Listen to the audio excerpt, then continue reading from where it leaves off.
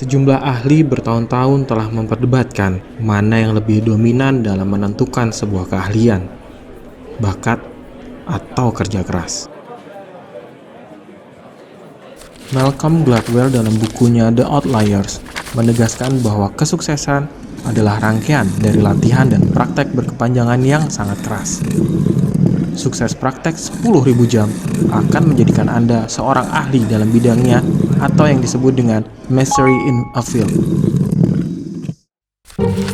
Bermula dari penelitian psikolog Jerman K. Anders Ericsson dan dua rekannya di Berlin Academy of Music pada awal tahun 1990-an, mereka membagi pemain biola di sekolah itu dalam 3 kelompok.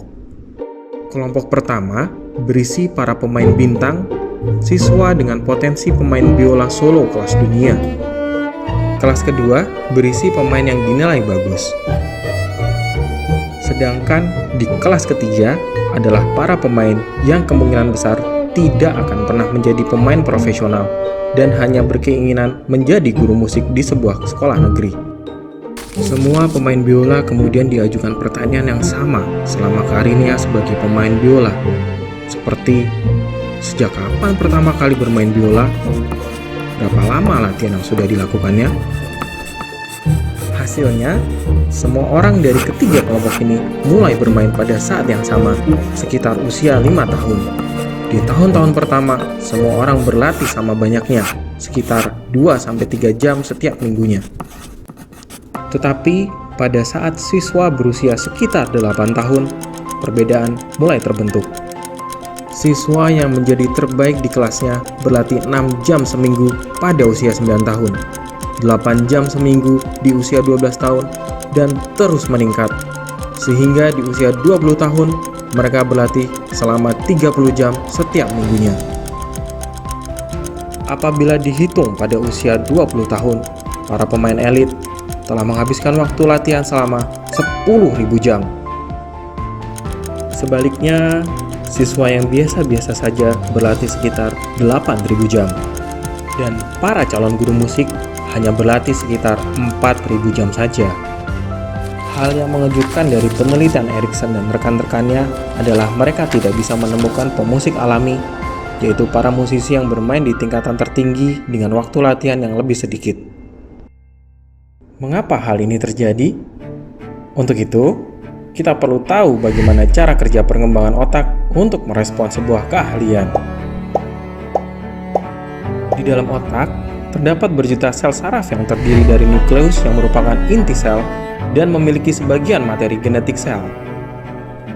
Dendrit berfungsi untuk mengirimkan impuls ke badan sel saraf, sedangkan akson adalah serabut saraf, adalah jalur transmisi yang membawa impuls rangsangan berupa impuls elektrik ke sel saraf yang lain, yang kemudian diterima oleh dendrit. Dari sinilah impuls rangsangan diteruskan dari otak ke organ tubuh. Peneliti Oxford menggunakan scan magnetic resonance imaging otak dalam mempelajari terbentuknya kemampuan sensorik dan motorik seseorang. Studi dilakukan dengan menganalisa MRI scan kepada beberapa manusia dewasa sebelum dan sesudah 6 minggu melakukan pelatihan akrobatik. Scan ini dapat memperlihatkan materi putih atau white matter yang merupakan akson atau serabut saraf yang menghubungkan bagian otak. Setelah pelatihan akrobatik, peneliti menemukan penambahan white matter yang merupakan area otak yang bertugas menerjemahkan impuls rangsangan visual dan area yang bertugas untuk menciptakan rangsangan pergerakan.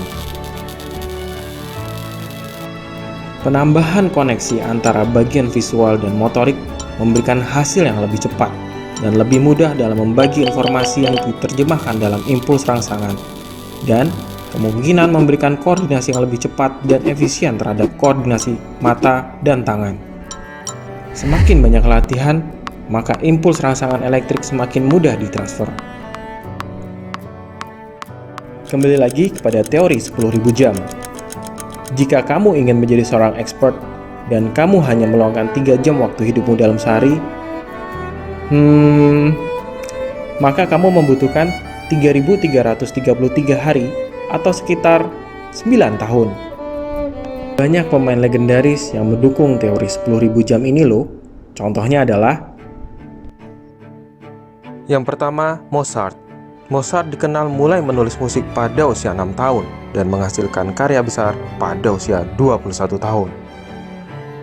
Yang kedua, The Beatles. Sebelum The Beatles terkenal, mereka telah naik panggung sebanyak 1.200 kali dan setara lebih dari 10.000 jam. Ketiga, Cristiano Ronaldo atau CR7 peraih 5 kali Ballon d'Or atau pemain sepak bola terbaik Eropa. CR7 bermain bola dari usia belia atau sekitar umur 6 tahun dan mencetak gol pertamanya pada saat umur 17 tahun 8 bulan.